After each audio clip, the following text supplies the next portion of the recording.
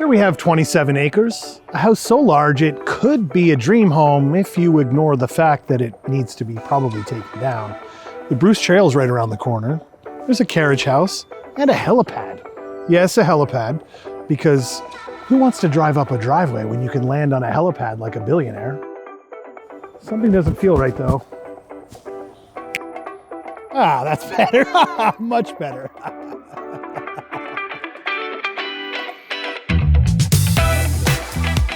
This colonial revival style home has plenty of charm, lots of amazing features, and some elegance built in.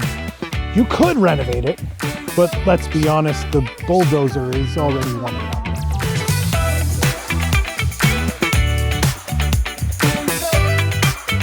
This carriage house is so charming, it actually makes the main house feel jealous.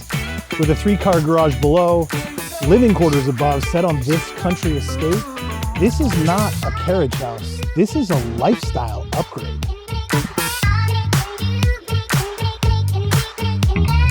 And what country estate would be complete without a helipad? Is it polished? No. Is it operational? Probably not. Is it as is? Yes.